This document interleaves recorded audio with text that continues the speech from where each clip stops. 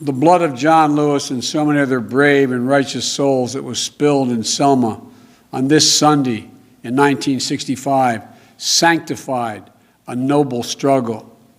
And when the country saw those images that night, America was forced to confront the denial of democracy, the fierce urgency of justice. Congress passed the Voting Rights Act a few months later, and President Johnson signed it into law. But the legacy of the March in Selma is that while nothing can stop free people from exercising their most sacred power as a citizen, there are those who will do anything they can to take that power away.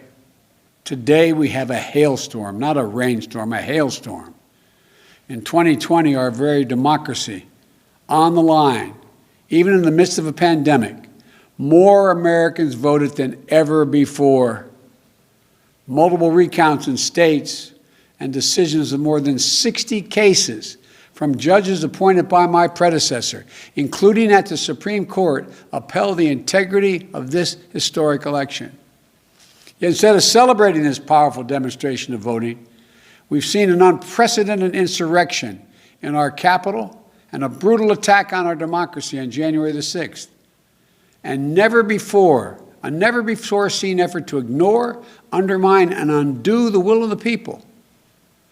And to think of that, and yet it's been followed by an all-out assault on the right to vote in state legislatures all across the country.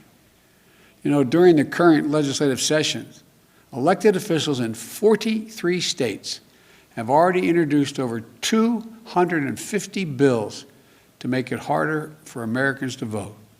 We cannot let them succeed.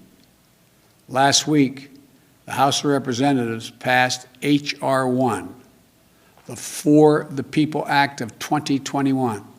This is a landmark piece of legislation that is urgently needed to protect the right to vote and the integrity of our elections and to repair and strengthen our democracy. I hope the Senate does its work so I can sign it into law. I also urge Congress to fully restore the Voting Rights Act, named in John Lewis's honor. Today, on the anniversary of Bloody Sunday, I'm signing an executive order to make it easier for eligible voters to register to vote and improve access to voting. Every eligible voter should be able to vote and have that vote counted.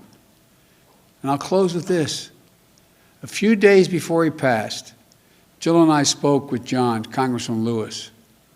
But instead of answering our concerns about him, we talked about how you doing, John. He asked me to stay focused on the work left undone to heal and to unite this nation around what it means to be an American. That's the God's truth. John wouldn't talk about his pending death or his concerns. He said, we've just got to get this done. That we're all created equal. We all deserve to be treated equally. On this day of reflection, please, let's stay focused on the work ahead. Let's remember all those who came before us as a bridge to our history so we don't forget its pain, and as a bridge to our future so we never lose hope. May God bless their memory. May God bless you all. And may God protect our forces.